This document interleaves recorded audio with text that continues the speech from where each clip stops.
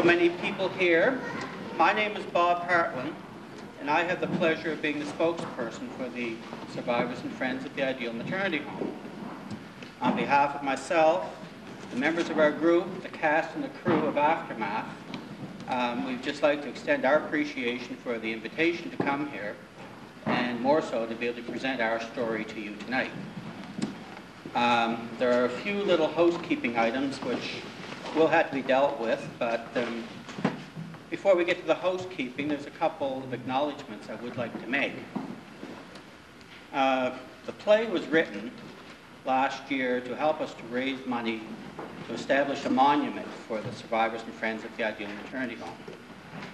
It was a major project, and with the support of the group, we were able to raise the money, and with the support of the cast that you're going to see here tonight.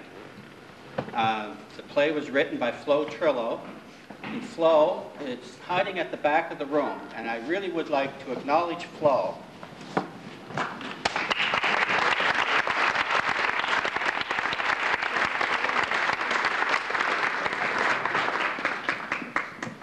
There's another gentleman who is hiding somewhere in the back with the lights. He might be having some problem with it, so maybe we'll give him another minute. I am. I can't give you any light. You can't give me any light? Oh. Maybe if you stand on the stage, I can see. Oops. Whoa, it's getting intimate. Oh, boy, that's even better. Isn't it better, huh? We have Flo at the back. There we go. Okay, that's great. Now come on, another step. Whoa, a long time since I've been on stage. Okay, the other person I would like to acknowledge is the gentleman that's been helping with the lights, who is a fill-in for the lights. This is normally his job. John? Hi. John Brown is the producer.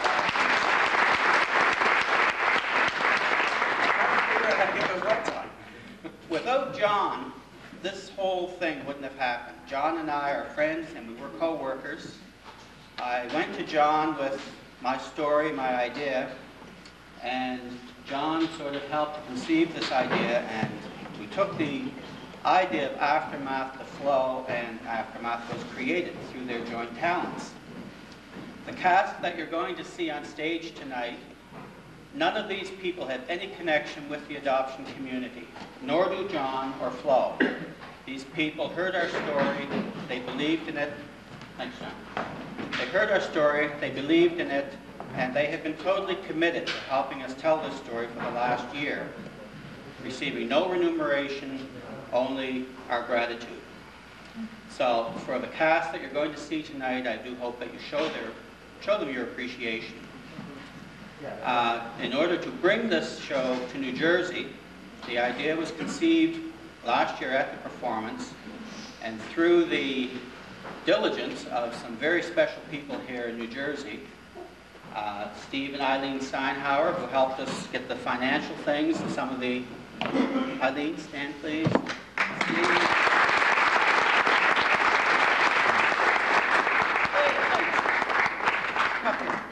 Not with me. Not with me. And Reva Say.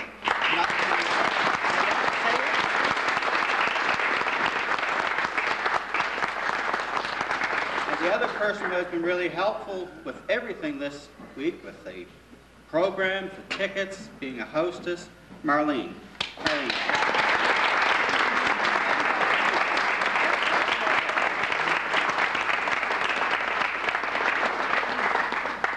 Now, the Ideal Maternity Home operated from 1928 to 1946. There was one little thing that happened there that I think was a pretty big thing. Within 48 hours in 1945, there were 3 babies born there.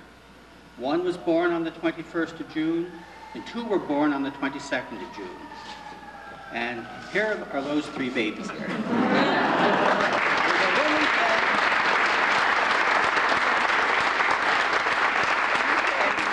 Shortly after, Marlene joined us in July.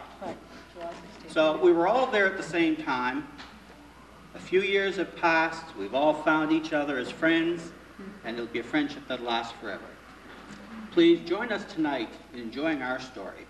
I will ask you to please not take any photographs during the play. That is kind of distracting. But when we finish, the cast will allow you to take photographs, and I would like to ask all of the survivors at the end of the play to come up for a group picture. And that's it. Thank you very much. Enjoy the evening.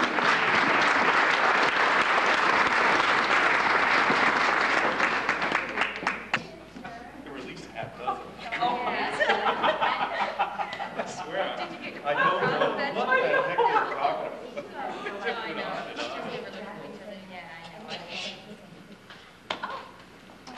Look, we're sorry about that. We didn't realize you were waiting. We were just comparing notes on our routes.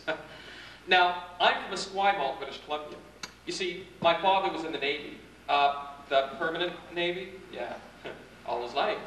And my mom, well, she was a Navy wife. And me, a Navy brat, I guess. Yeah, that's Slur right. rat. Well, excuse me, I was an only child. Only child, eh? Yeah. Well, I got 9 brothers and sisters. My mom and dad had 10 kids. Can you believe that? Well, I just guess I can. I wanted 12 kids myself. No kidding. Where are you from? Nova Scotia. I was born in Halifax. Well, you know, me too. Must be something in the water. That's what my dad always used to say. You know, that's one of my first really early memories of him. The very earliest memory I have of my dad is him lifting me on his shoulders. I was maybe 2. I remember shrieking, half laughing and half scared. And like my mother would say, oh, I can still hear her. Put her down, George. The whole town of Amherst will hear her. Well, that's where I was born, Amherst. Another Nova Scotian. Well, I was born in Calgary, but we moved to New Brunswick when I was 4. I'll never forget that trip, young as I was. My brothers and sisters and I had a ball. We played games all the way. Even our folks joined in. It was a real family thing. You know what I mean? Yeah. No, I used to love those things. Well,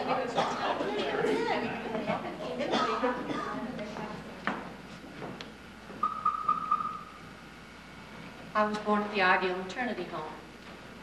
I don't know who my parents are. I don't know what my father does for a living.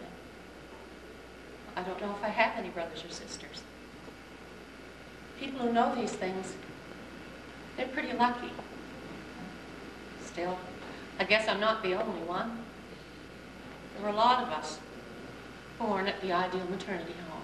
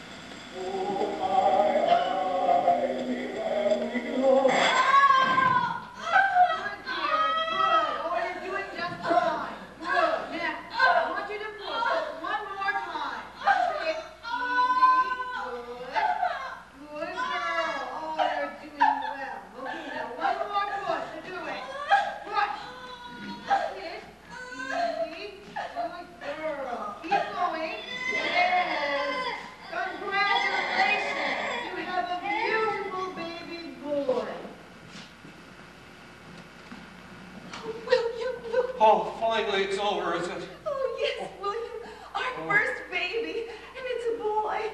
Oh, Mrs. Young, oh, you have done well.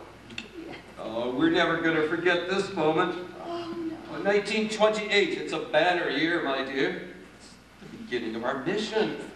Oh, William, and yes, this is just the first of many babies. Our home will become a haven for all those pregnant, unwed girls in Nova Scotia. Ah, those poor, unfortunate girls. They need our help, Lila.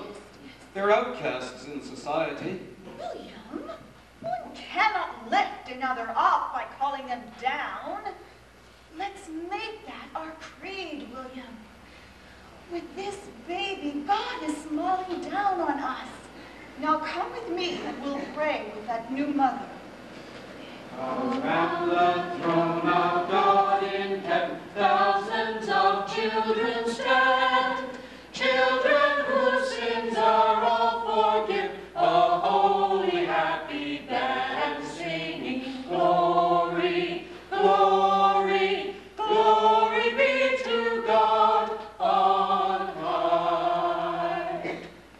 On this special day, November the 27th, 1992, our service is intended as a prayer. We remember this day the lives of those, known and unknown, who were unceremoniously buried, and whose stories continue to haunt and speak to us today.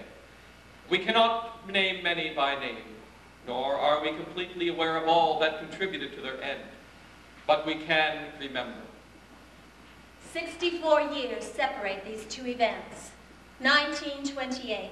The first birth of a baby to an unwed mother at what came to be known as the Ideal Maternity Home in East Chester, Nova Scotia.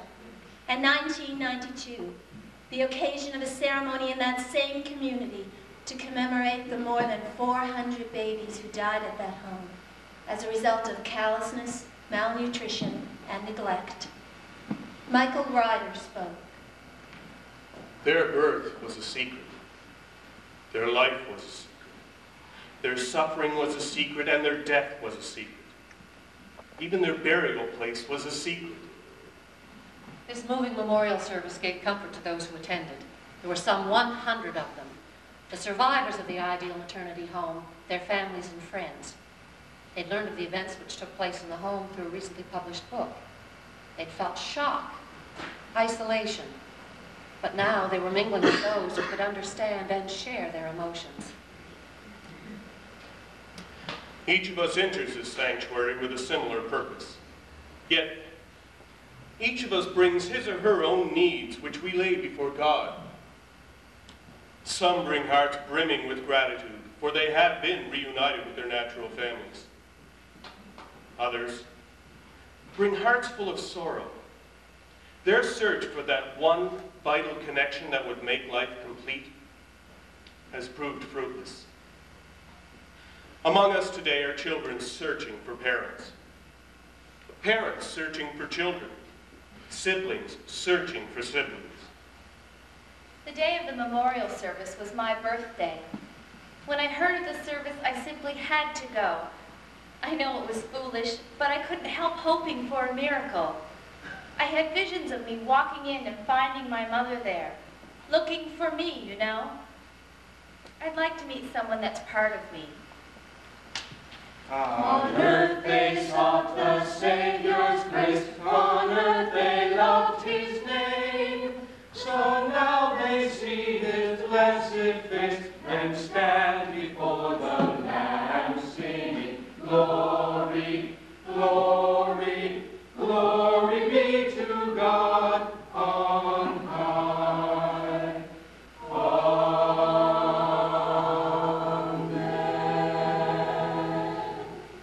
Following the service, 13 cars drove to what is now known to be one of the burial places of those poor, unfortunate babies.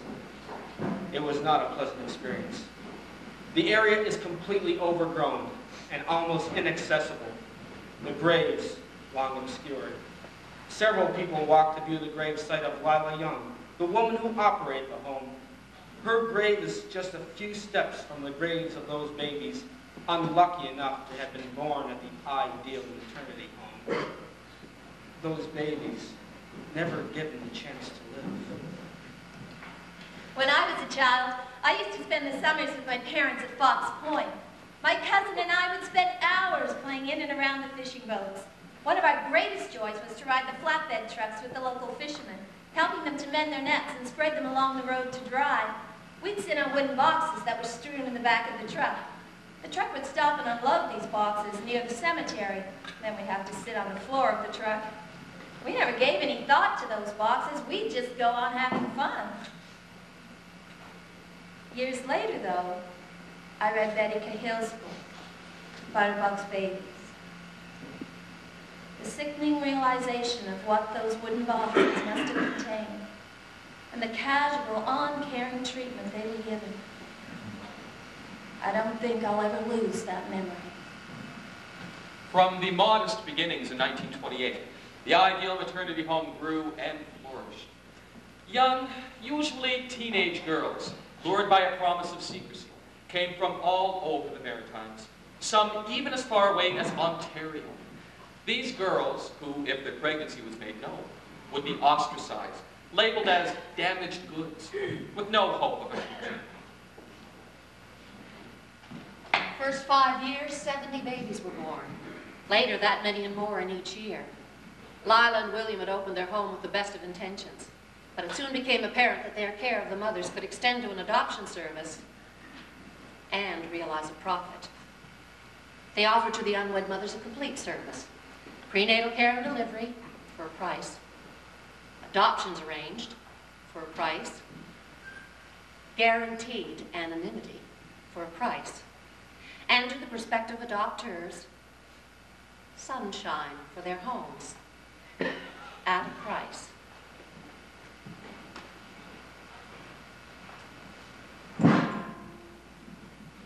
We convert a great many houses into happy homes. Now that should do for the brochure, William. Now let's finish that letter to the new mothers. What was the last thing we had said? We offer you a service especially suited to the needs of those in difficulty. Good, good. Now add this. We strive to make it possible for you to get completely away from your present surroundings before Dame Gossip even knows a baby is expected. We want you to enter our institution free from worry or care. And the best way to accomplish this, of course, is to have all financial matters provided for before you enter. That should do, William. I want us to close the price list. Let's see. We need a fee for the original examination, board for the waiting time, delivery fee, board for the convalescing time, and oh yes, a fee for the cost of the layette. Don't forget a fee for the adoption. Right. We better add a paragraph about that. Our very special transfer plan, let's see, yes. Our very special transfer plan allows for you to transfer your child to the ideal maternity home either before or at birth. We will assume all risk and will find a home for the child, provided, of course, that it is white, not birthmarked, crippled, or deformed. This is an outstanding offer, and you'll find the cost involved on the enclosed price list. Come to think of it, William, there is one other fee we should add to that list. Fee for burial, in case baby dies. Nothing, of course. And we should mention the contract they must sign, giving up all rights to their babies. They must understand that it is binding. Right, put that in, William. And we'll end off with something like this. We are doing this work for the betterment of humanity. We pay tribute to him who watches even the sparrow when it falls. Now, how shall we handle what we charge the adopters of the baby? Maybe it should be in the form of a donation. 5,000, 10,000 maybe. Oh, come along, William. We have a lot of work to do.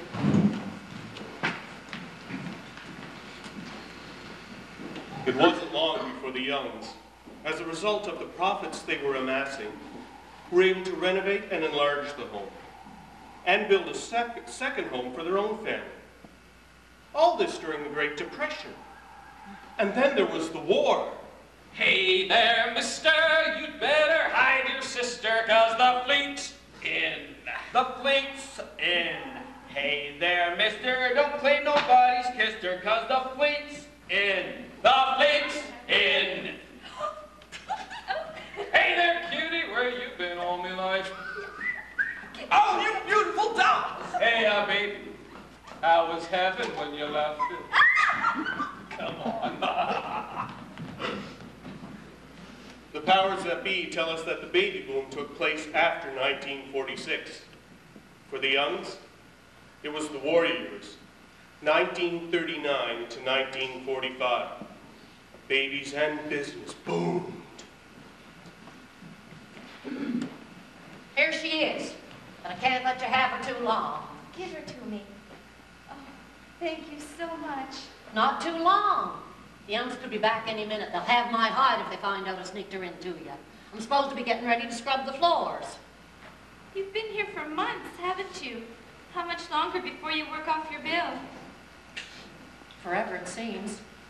Still, I don't have enough money to pay my fee, so I guess I'm stuck. My back is killing me. All this hard work was too soon after the baby. I wouldn't be surprised I've done some harm to myself. Still, I guess I'm lucky I'm alive.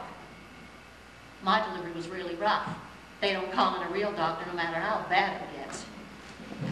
It's so good of you to take a chance in bringing my baby to me. I can't thank you enough. I know we're not supposed to see the babies once they're born, but it's so wonderful just to hold her. Look, isn't she beautiful? Wish I could keep her. I wish that I'd never signed that paper giving her away. So, why did you? What else could I do?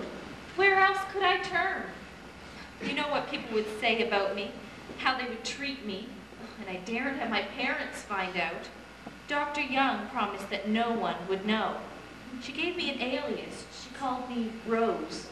She gives all the girls flower names. That's how I got Pansy.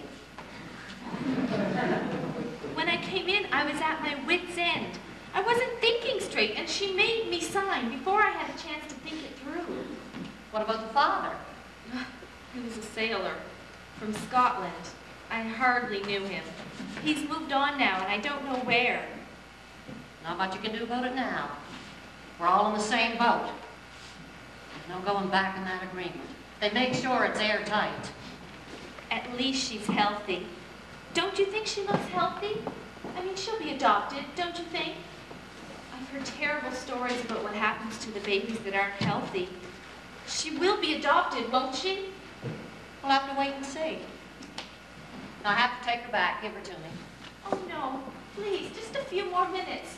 I'll never see her again. Just a few more minutes, please. I have to take her. You know I do. No, please, no!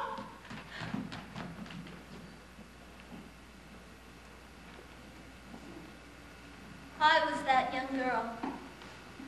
The year was 1942, and not a day of my life has passed since then that I haven't thought of the baby girl I held in my arms that night. She was always there in my memory. And for more than 50 years, I wondered what had become of her. And then, on what would have been my daughter's 50th birthday, I placed a many happy returns announcement in a Halifax newspaper. I could hardly believe it when it brought almost instant results. On Mother's Day 1993, my daughter and I shared a big bear hug and a lifetime of stories. It's like a miracle. And we're both lucky we got out of that place. Not all the stories of the Ideal Maternity Home had such a happy ending. Many young mothers spent a lifetime haunted by the questions surrounding the adoption of their babies. Did the baby survive the experience of being adopted? Or had it even been adopted? Or was it one of the unlucky ones, whose only future was a small wooden box for a coffin? On December 4th, 1942, the following advertisement appeared in the Halifax Herald. Lovely babies for adoption. Ideal Maternity Home, East Chester, Nova Scotia.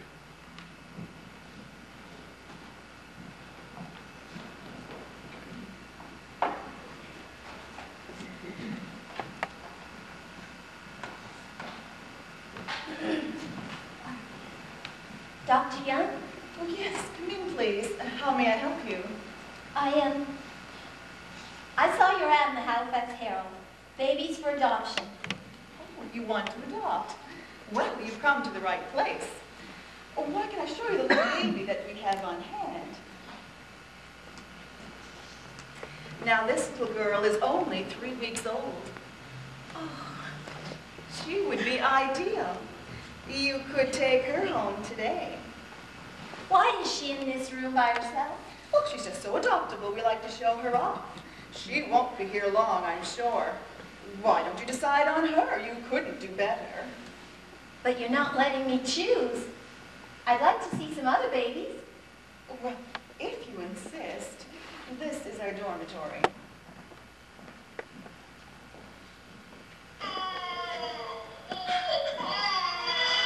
But there are so many.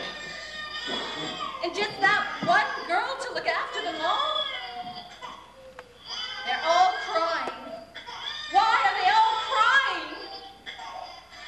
They shouldn't be crying like this. Please, just take me out of here, please. Take me back to that first little girl. That's an excellent choice. You won't be sorry. You wait here and I'll take the baby and get her ready to go with you. My husband will join you shortly and go over all the necessary details. He'll explain the financial arrangements.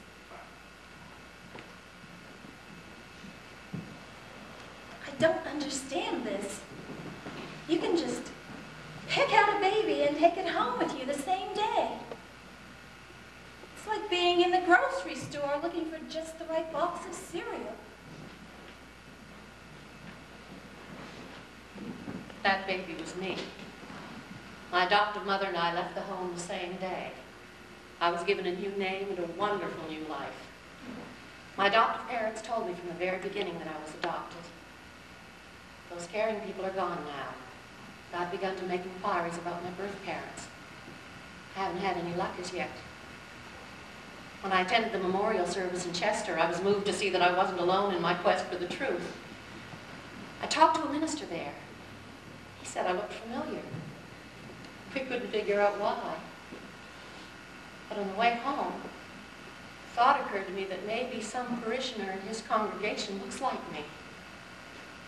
It's an eerie feeling to think that maybe an aunt or an uncle is in his parish. Or maybe even my birth mother. One baby boy born at the home was adopted by a couple from the New York City area. When he married, his wife urged him to track down his natural parents. He secured his naturalization papers and discovered from them the name under which he entered the United States. From that starting point, he tracked down his birth mother. I'll never forget the night that I called my mother for the first time. It was very emotional and exciting. She's always hoped that I would find her, as she never had any other children. She told me that she had dreams that her son grew up to be Elvis Presley. I guess I was lucky the way things turned out. I've read Betty Cahill's book, and I hate to think what could have happened. William! Get those girls into some nurses' uniforms, quick! Those people from child welfare are going to inspect us again.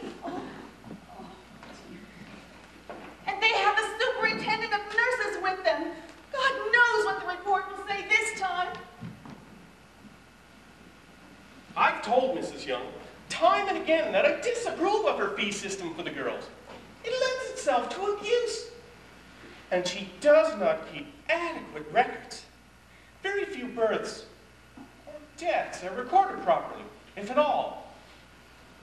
There's doubt as to the legality of her adoptions. She is peddling babies for a fee and without proper investigation of the prospective parents. She crosses religious lines without compunction. Most of the time, she operates without a license or any official sanction. All this simply has to cause problems for these children in later years. I've inspected her premises on several occasions. My recommendations for improvements are never carried out. The last time I inspected, it was a warm summer day, and all the windows were closed. The institution was smelly. There were flies everywhere, and the staff was insufficient. About 80 babies and only one girl on duty. Sick babies were not kept isolated from the well ones, and the young babies were never taken out into the fresh air. The babies are not clearly identified. Name tags are placed haphazardly and could easily be mixed up. The babies were dirty and looked as though they had not been bathed in some time. Some were lying in vomit. Many had red, sore buttocks from scalding urine. Nutrition is obviously poor. Something's got to be done. Well, what? You've been to the government countless times. You're getting no support. Nutrition was indeed poor. Babies with perceived imperfections along physical, racial, or religious lines were fed only on molasses and water. The babies who died did so under questionable circumstances. But there were others of these babies with rickets, bow legs, skin problems, perforated eardrums, who were farmed out without fee to, in some cases, less than desirable parents, who used them as servants and physically abused them. Still others of these babies were luckier, and probably had their lives saved by the good, decent people who took them home. When my own baby died after only 10 hours of life, my husband and I were very unhappy, and we decided to adopt a baby from the Ideal Maternity Home. So on June 22nd, 1945, we borrowed my father's car, took some baby clothes, and drove to East Chester. When we arrived at the home, we were taken into a big room with cribs and baskets all around. There were about 40 babies in all, from 2 or 3 months to about 12 months. Somehow, they didn't seem right. They lay flat on their backs, and they weren't as active as you would expect. We looked for a long time. And then a woman came into the room, carrying a tiny bundle in her arms. He was just 9 days old and very hungry. He was chewing on his fists. That was the little bundle we picked. We took him home, the most starved baby I'd ever seen. It took about 3 months to get him satisfied, so he wasn't always so hungry. Oh, we were very happy with our little boy. We weren't wealthy by any means, but we felt rich in having this beautiful baby in our home. He didn't cost us a cent. I think he must have been one of those babies fed only molasses and water and headed for a wooden box. I'm sure he would have been dead in a few more days. We saved our baby's life. Even some of the adoptive parents who paid exorbitant prices for their babies soon discovered those babies were hardly the healthy specimens described in the home's brochures. Well, fishing's pretty good this year, better than last. Sure better than anything we got in the States. How come your wife didn't come with you this year? Well, you know we lost our son not too long ago. Yeah, I heard about that. I'm really sorry. Well, the wife's taking it pretty hard. I don't really know what I can do to help her. Must be difficult for the both of you. Well, we thought of adopting, to fill the hole. But I guess that's a risky business. You never know what you would get. Hey, did you ever hear of the Ideal Maternity Home? It's in Chester. It's not far from here. No, I haven't. Do they have babies for adoption? Sure. Just the other day I saw their ad in the paper, and my wife's got a copy of their brochure. I've been looking through it. Looks like a nice place. So it's reputable then? I guess so. It's run by a Dr. and Mrs. Young. She's listed in the brochure as a maternity specialist, so I guess she knows what she's doing. What else does the brochure say? Let's see now. It says here that the mothers are being looked after in comfortable, pleasant surroundings, and the babies are strong and healthy. Charming, I think it said. Well, that sounds like just what we're looking for. I think we'll check it out. Does it take long to get a baby? Not as far as I know. You just go in and pick one out, they say. Well, thanks for the tip. I'll call the wife and get her up here right away. Sure, you can tell the kid he was born in Nova Scotia because you were here on a fishing trip at the time. Hey, look, you've got a bite! And And that's the story that my adoptive parents told me. They never did tell me that I was adopted, but I found out when I sent away for my birth certificate in 1969. I never told them I knew, even to the time of their deaths, but I had always been suspicious about their story of the fishing trip. I mean, she was in her late 40s at the time. She'd hardly been on a fishing trip if she was that far along in a pregnancy.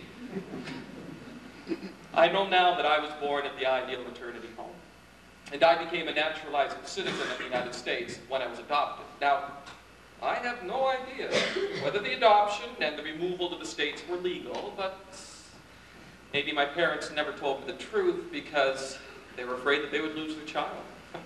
Anyway, in spite of that glowing brochure, well, they had a sickly child on their hands. I was in very poor condition with a variety of skin problems and an inability to walk. I also had perforated eardrums due to an infection, and this resulted in the loss of an eardrum. I'm sure they were never advised of any of these problems. I mean, I was passed off as a healthy baby. I've read the book, Butterbox Babies, and I realized that my physical condition was like some of the other babies at that home before their adoption or their death. I guess that in my case, I'm very lucky that it was adoption.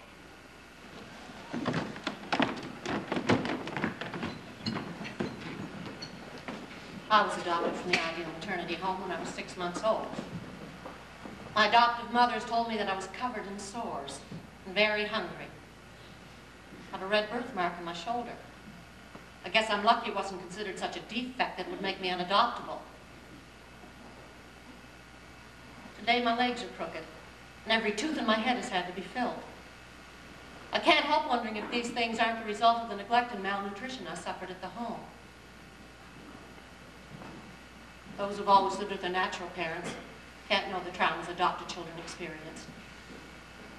Maybe somebody should do a study of this. This great aching void in our lives. Does it add to the divorce rate? Marital difficulties? Does it make it difficult to form lasting relationships? Does it affect our parenting styles and therefore the next generation? Makes you stop and think, doesn't it? How much does a place like the Ideal Maternity Home have to answer for? Why are we held responsible for everything that happens to these wretched girls and their babies? We're doing our best. Why can't they see we're providing a necessary service here? Who else is doing it, William? No one. No one, William. Oh, that's true, Lila. If we didn't do it, I don't know who would. Why can't they just leave us alone? These constant inspections, this running battle with these self-righteous government officials, always complaining they don't register the births. Don't they see that would go against our promise of no publicity? No one must know these girls' real names, but it's the backbone of our business. What is it going to be next, William? William, what are you doing there? You're not even listening to me. Oh, I'm just checking over the deed to that waterfront property we purchased, Lila. Oh, it's a beautiful piece of land. I think I'll try for some more. Oh, William, I'm as happy as you are that our fortune is growing. But what are we going to do about our latest investigation? Oh, you'll think of something. You're always one step ahead. When they stopped us in Nova Scotia, well, you turned into Brunswick. When they made it difficult for us there, well, you found the market in the States. Now they won't let the babies through there. We're being persecuted, William. 23 times they've dragged us through those courts. All these ridiculous charges. Fraud, illegal advertising, extortion, perjury, practicing without a license, and on and on. What are they going to think of next, William? Oh, we always come out ahead, my dear. They either find us not guilty or they throw out the charges. Even when they do find us guilty, well, all they do is find us some piddling amount. They can't touch us, Lila. Just look at the business we bring into this town. Nobody wants to see that. And besides, we have too many connections. And too many of these so-called upright citizens have been more than happy to make use of our services. We could tell a pretty story or to, couldn't we? And I just had a thought, William. If they won't let the babies out of the country alone, why not send the mothers with them? They could enter the States on the mothers' passports, and then the mothers could just leave them there. See, I told you you'd solve the problem. That's right. Now let's get down to business here. We've plenty of prospects in New York and New Jersey. They're having a lot of trouble adopting down there. All those ridiculous state laws are either too old or not fit or something just as absurd. What babies do we have available? Fit to be adopted, I mean. Well, there's the new girl. What name did we give her? Daisy. Yes, Daisy. Now, her baby would be ideal for that New Jersey couple. Only problem is, though, they're looking for a Jewish baby. We could get Daisy to sign something to say that the father was Jewish. She might not want to do that. Oh, she'll sign. I'll see to that. And parents would never know the difference. Jewish, Baptist, Catholic, what difference does it make? A baby is a baby. Now that couple from New York were looking for a girl. But the only one we have available would be one of the twins. Well, we'll just have to split them up. I thought the mother was planning to take the twins home with her. She was. Well, she would take the boy home with her. We've got lots of boys in the nursery right now. Maybe we could just say the little girl died. Lila. What? We've done it before, haven't we? Don't you be getting squeamish on me now, William. Oh, I don't know, Lila. Do you ever stop to wonder what the aftermath of all this might be? I mean, I just don't know. Maybe people need to know their roots. Don't be such an old woman. The babies we adopt are lucky. We provide a necessary service here. We are doing God's work, for God's sake. Now let's get on with it. Yes, dear, of course, you're right.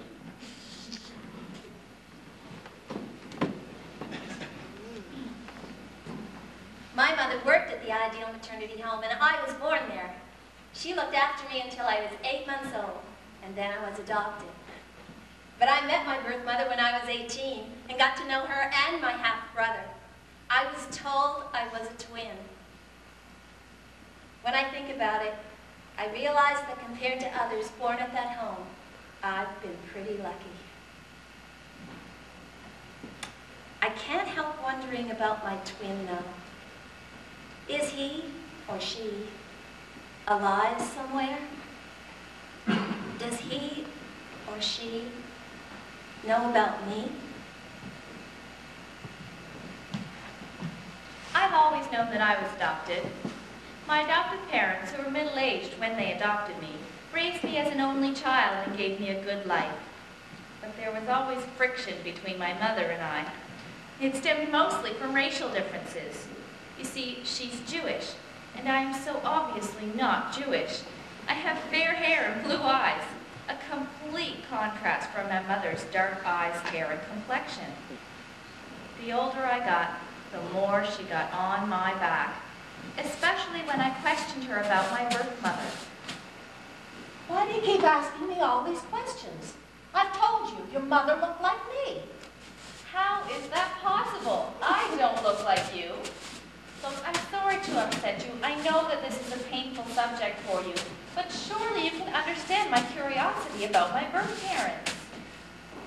All right. Your birth mother was 17. She wasn't married. There was no father in the picture. She gave you up because she couldn't afford to raise you. Now that should be enough for you. But you've always told me that my mother died in childbirth and my father was killed in the war, so I was an orphan. If what you say now is true, then my birth mother could still be alive. If that's possible, I'd like to try and find her. I don't want you to know anyone who isn't Jewish. You're to have only Jewish friends and you're to date only Jewish boys. Remember that. That's how I brought you up. To be Jewish. I want you to be Jewish. Just because you're in college now doesn't mean you can just forget all that.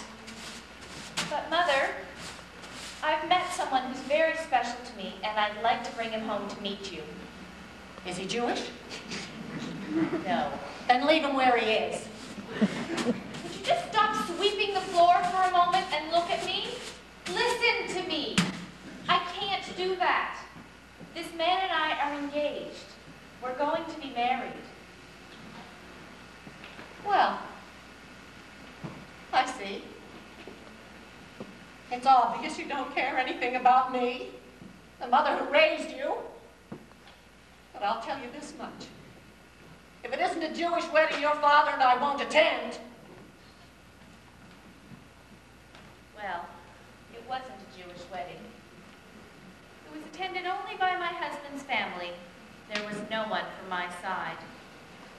The years went by and I had children of my own, but the problems between my mother and I never stopped. And I never gave up hope of finding my birth mother.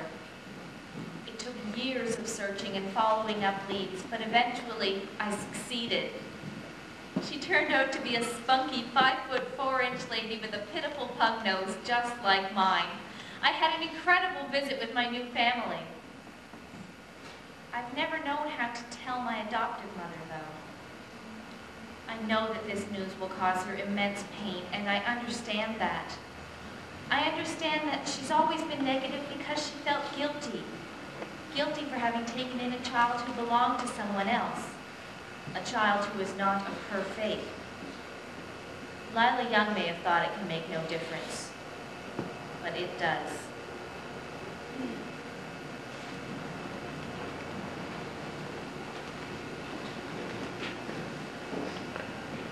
Lila Young told me my baby died, but she was born healthy after a very difficult birth. It was so bad I almost died. I screamed for my own doctor, but Lila wouldn't come. The only help I had was one of the other young mothers. But my baby was born healthy. And she was so beautiful. And I was so proud of her.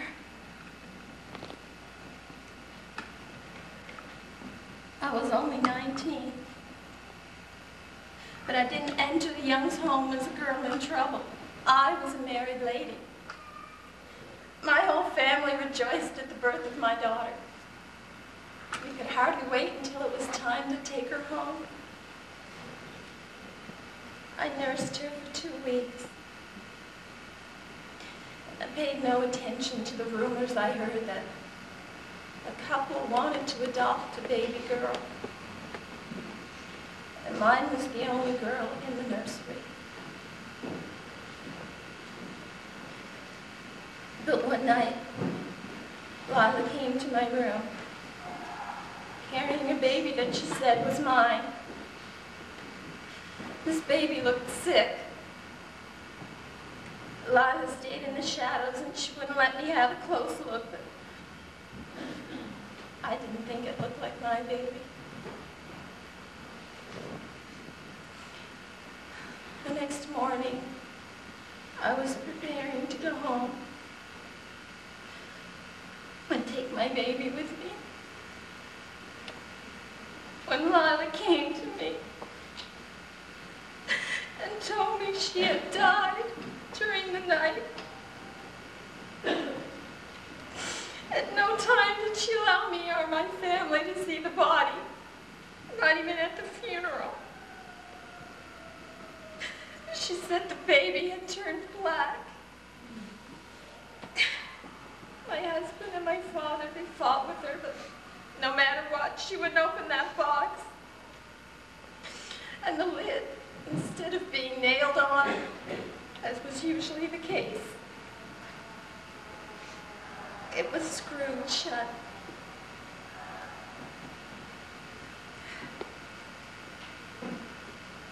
That first birth, it was so difficult. I was never able to have another child.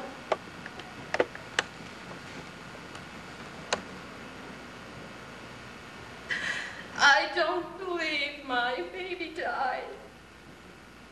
I believe she was sold.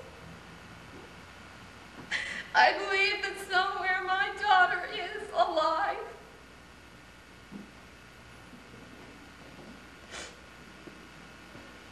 I'm an old woman now.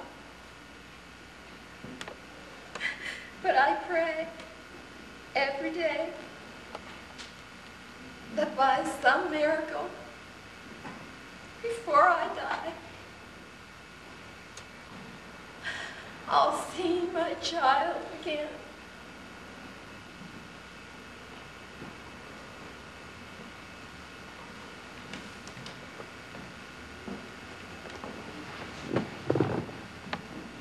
Obviously, Lila and William gave no thought of their actions. They would never have anticipated the gathering on that day in November, nor would they have concerned themselves with the tribute being paid by those who survived to those who didn't.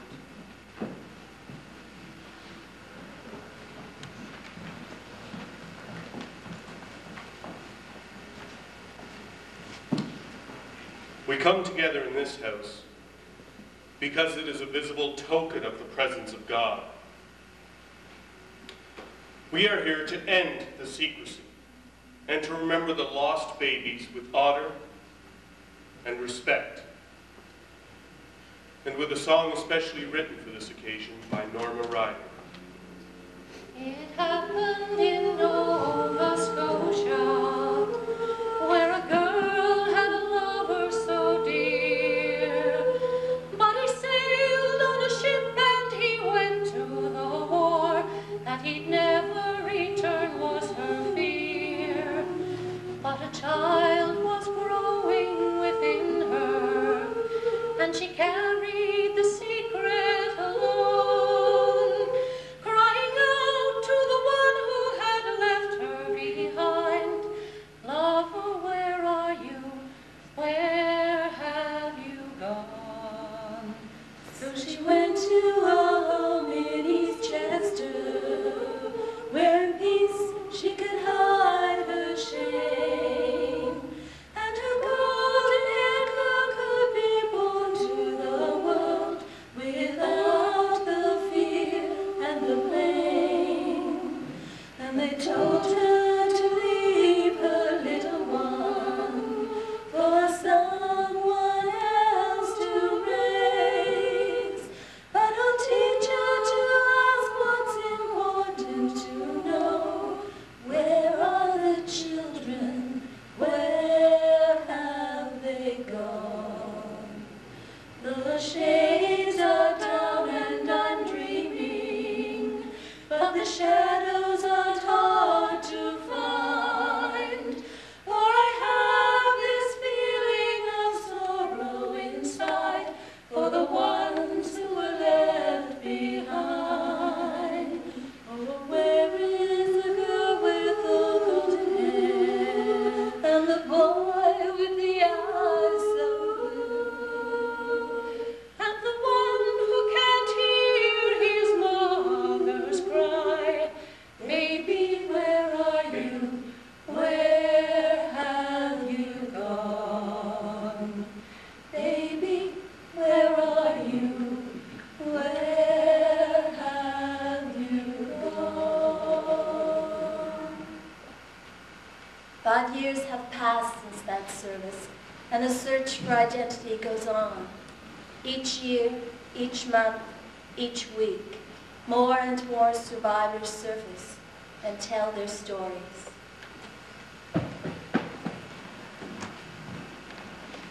I'd like to know who I am.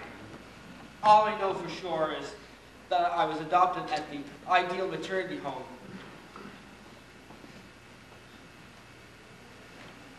On September 1944. And I was adopted at age 2 by my present mom, a lovely lady. All she ever told me was, "You were very lucky to get out of that place." And she didn't admit to that until I was 22. What she didn't realize is that I found my adoption papers by sneaking around the house when I was 15. They were in an envelope marked Personal. Do not open it. Well, maybe you wouldn't have opened it. And maybe millions of 15-year-olds wouldn't have opened it. But I did. And what I found changed my life forever.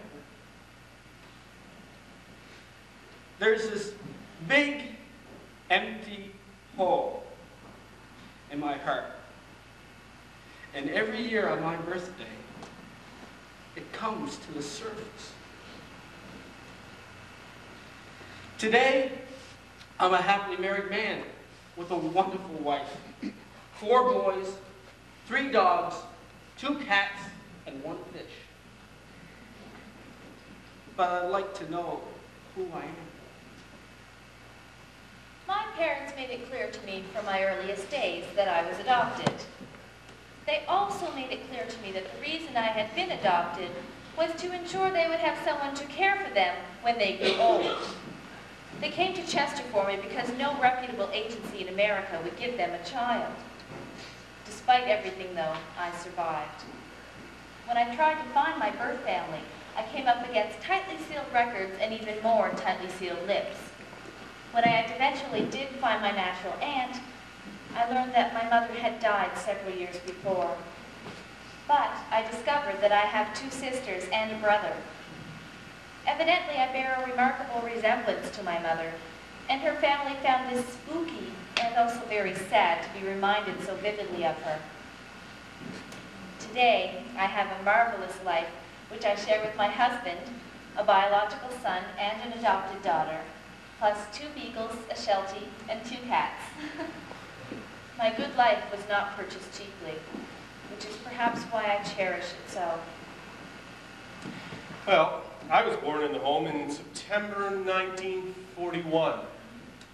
My sister and I were both adopted by 2 wonderful people who are no longer with us. I would like my birth mother to know that I was loved and well cared for. I realized what a tough decision she had to make. I haven't tried to contact her as I haven't wanted to upset her family, or my adopted family. But if my birth mother is still alive, I'd be delighted to hear from her. I have to warn her, though. I don't have any cats, dogs, birds, or even fish.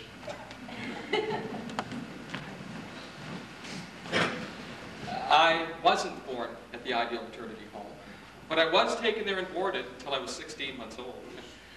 Then I was adopted by the greatest parents anyone could ever have. Never mind that those 16 months of abnormal confinement and lack of socialization affected my physical ability to walk and my mental well-being. I was very fortunate to go to a loving home with good people. When I was 7, my adoptive mother told me that I was adopted, and she gave me all the information she had about my birth mother. She knew her name, her occupation, and her hometown. Young as I was, I never forgot any of that. Those parents are gone now, but in the early 1970s, I began to search for my birth mother. It has been quite a journey. It all led to one single night in 1994 in the parlor of a rectory in a small community in Cape Breton. At this point, I don't know what else I can do, Father. I found this woman 20 years ago, and I know she's my mother, but she simply won't acknowledge it.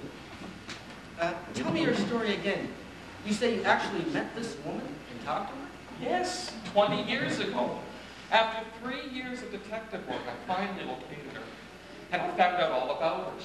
She'd been a school teacher in a small town, and when she became pregnant, she left, and she didn't go back until many years later.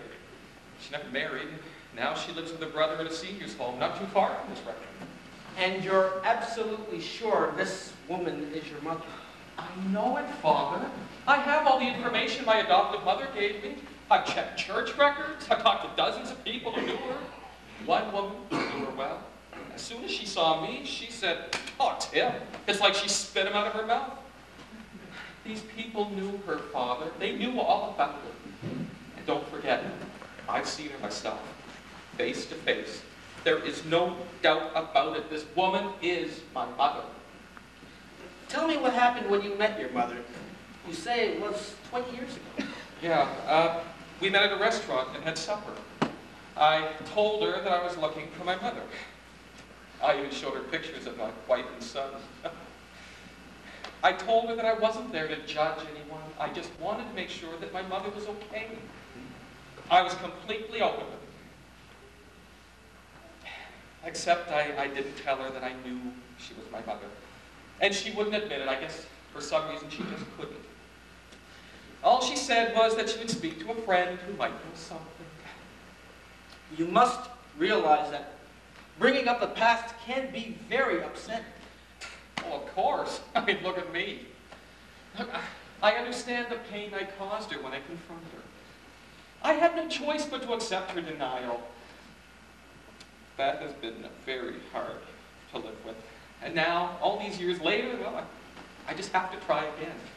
Now, please, Father, will you help me? You know I have been in contact with a woman who knows both her and her brother. Yes. And she tells me that these people keep to themselves and are very tight-lipped. Yes. Yes, I understand their feelings. Really, I do. And that's why I thought a letter.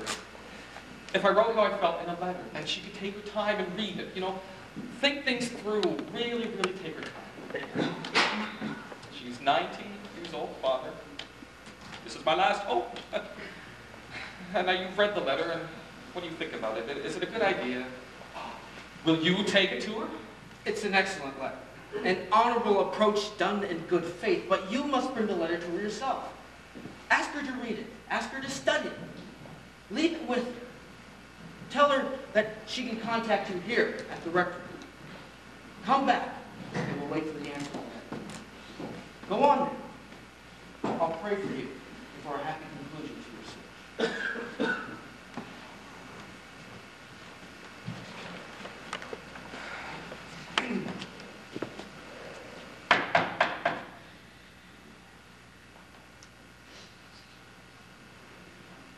Yes? I'd like to speak with your sister. Is she in? She's not well. She's resting. Who are you? Can I do something for you? I have a letter for her. Would you ask her to read it, please? Tell her that it's very, very important. And tell her that I have no wish to upset her, but if she has any questions or she'd like to talk about it with me, I'll be at the rectory. Tell her I'll be waiting for her call.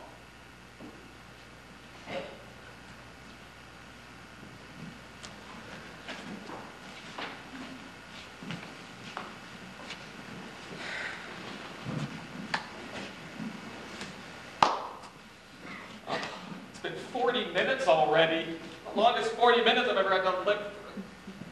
Well, that call was it. That was your mother. She wants to see you. Oh, thank God. We had a long talk.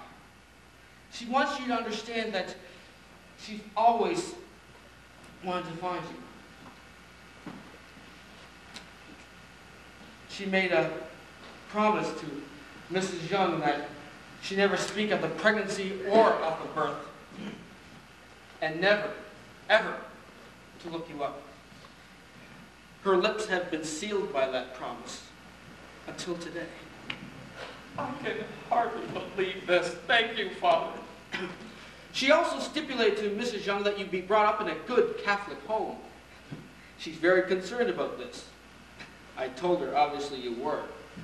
Her biggest concern was whether you were married in a Catholic church. I was, Father, I was. And you say that she's willing to see me? Yes. And that I can visit with her from time to time? Yes, yes. And I can call her whenever I want? Yes. Now, hadn't you better get over there? Oh, I'm crying, Father. I can't let her see me like this. Let her see you like that. Go on now. You'll be okay.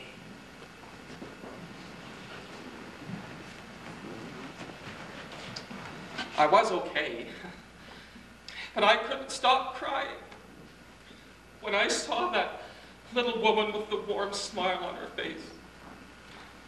I was the happiest person on earth. When I left, I hugged and kissed my birth mother for the very first time. Words can't express what a wonderful feeling that was. Later that evening, I went to the 7 o'clock church service. I was floating on a cloud. I think I'll be floating on that cloud for a long, long time to come. In 1946, based on the findings of the many inspections, the Ideal Maternity Home was closed. Years of effort on the part of the Department of Health and Welfare had finally paid off. New legislation was passed and the Youngs were unable to meet the new criteria. They turned the maternity home, where they had delivered close to 1,000 babies, into a hotel and rest home for the aged.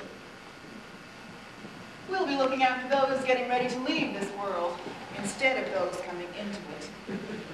Ostensibly, they were out of the adoption business, but undercover, they continued to advertise and sell babies. On August the 31st, 1946, the Montreal Standard published a story exposing the whole sordid history of the Ideal Maternity Home, and the fact that, even though the actual home had been closed by the authorities, the Youngs, under guise of operating an hotel, still lured frightened young pregnant girls into their baby farm, from where the babies were sold at so much a head, like puppies. William, would you look at this? Look what they're calling us. They're calling us traitors in fear. It's libel, William. That's what it is, libel. We'll sue them. We'll sue them for injuring our reputation. And sue they did. In May of 1947, the case came to court. 2 courageous young women testified as to their treatment while at the home and told horrific stories of the conditions there. I've never heard so many lies in all my life. Lila herself took the stand and was questioned for 5 hours over a period of 2 days. An overview of her flip answers to the various questions asked shows her typical defiant attitude toward the law.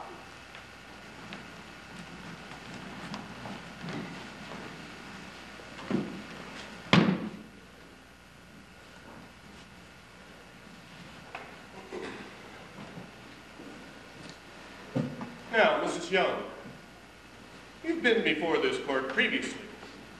You were indicted on 2 charges of manslaughter in 1936. But we were acquitted. We were always acquitted. You've also been called before this court on several occasions on charges of placing children for adoption. That would be one time justice had a miscarriage. It seems that you arranged adoption of children by a compulsory transfer of the baby at birth. Yes, that was kind of an insurance. Now let's talk about your qualifications. You do not seem to be registered in Nova Scotia. Do you have a degree as a doctor? My school gave me a diploma. Your school? The National College of Obstetrics and Midwifery in Chicago, they gave me a diploma. That means I'm licensed here automatically as a midwife.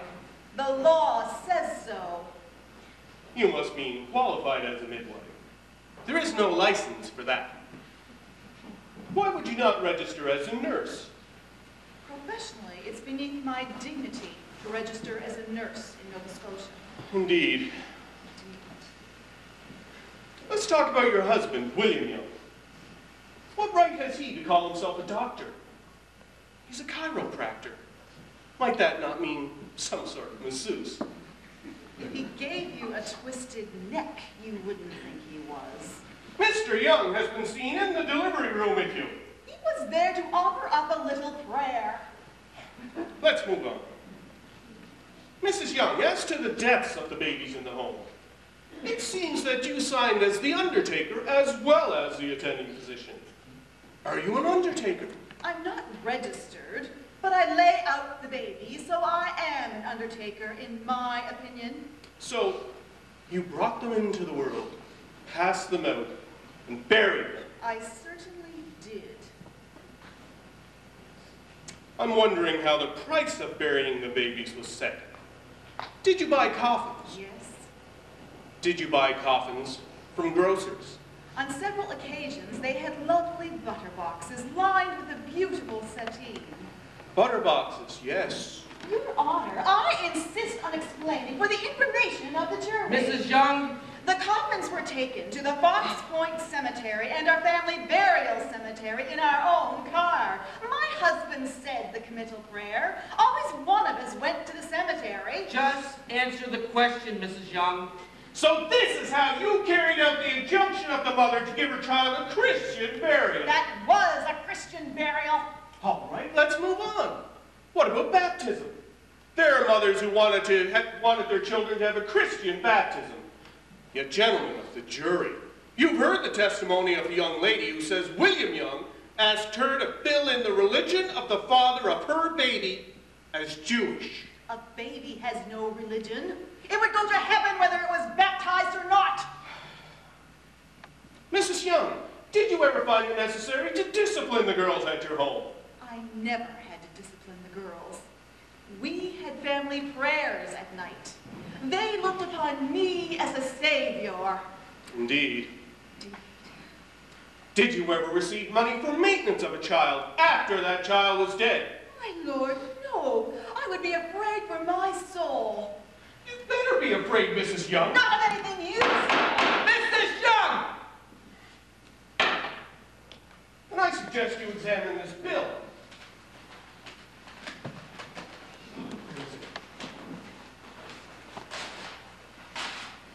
Drawn up after this particular baby was dead, according to the date on the death certificate. The mother knew the child was dead, but the father didn't. The bill was to obtain money for the girl's expenses. Oh, I see. You were just a tool of the wily mother. That's right, and I took the rap for it. Mrs. Young, I'd like you to look at this telegram. What telegram? I'll just read it for you, Mrs. Young. The Chicago Hospital of Obstetrics and Midwifery closed in 1931. It never was on a credited list of American Medical Association, and American Medical Association never recognized practice of midwifery. No, you don't understand. I was That won't be all, arrested. Mrs. Young. That won't be all, Mrs. Young.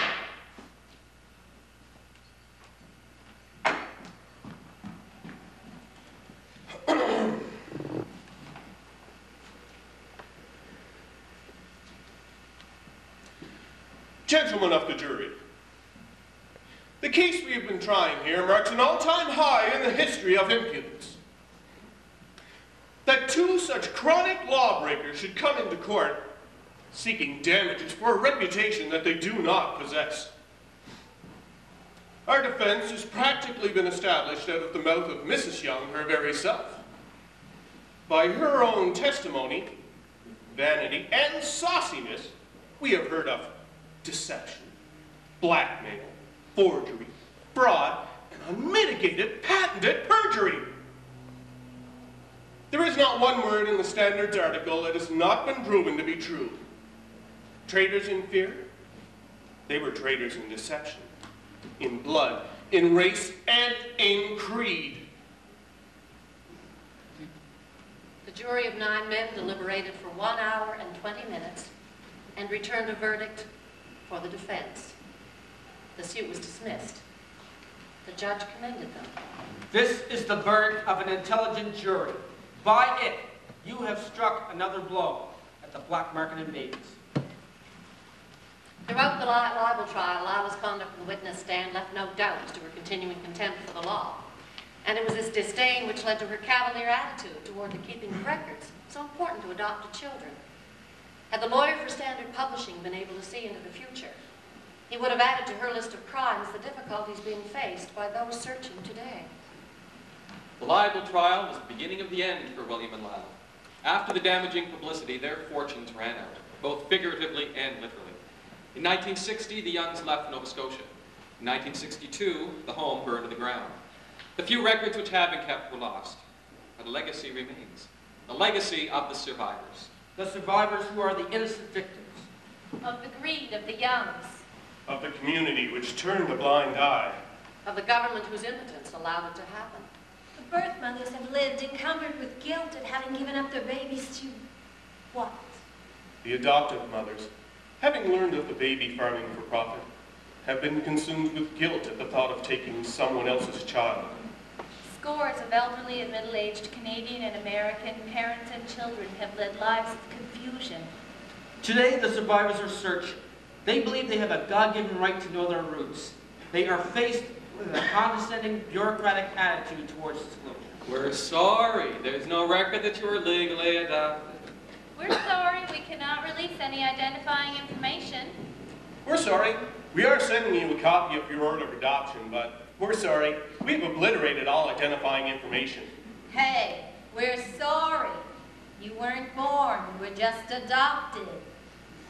But they are, after all, seeking only the same rights as natural children who have easy access to their genealogical history. Searching isn't easy. There are many obstacles to overcome. And if they are overcome, then the uncertainty begins. Will I be acknowledged? Accepted? Or will I be rejected? Will I be causing heartache to someone who doesn't want to remember? Or will I experience a closure? Will I then know who I am, why I think as I do? Whose nose I have, whose height, whose straight hair. Whose musical ability? Whose aptitude for math? Knowing your heritage is everything. The searchers have a consuming need to know, not just names, but biographies, so they'll be able to understand the influences in their lives. I am just such a searcher. I have 6 children. I've been diagnosed with a terminal illness. One of my daughters has also been diagnosed. Doesn't he have a right to know? Is that asking too much? Some very caring people say no. That's not asking too much. And they're doing their utmost to help. Michael Ryder began the work, and Robert Hartland carries on from it, with a comprehensive newsletter and a website on the internet. This networking has brought about a coming to terms with the distressing story of the Ideal Maternity Home and the babies who didn't survive.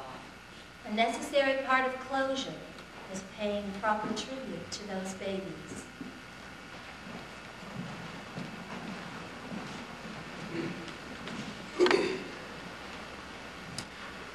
Many different reasons brought people to this service on this day in November. But we are as one as we share our outrage at the enormity of what happened in that home. Mourning the lives never lived. The teachers who never taught. The nurses who never healed. The pilots who never flew. The lovers who never loved. And the dreamers who never dreamed.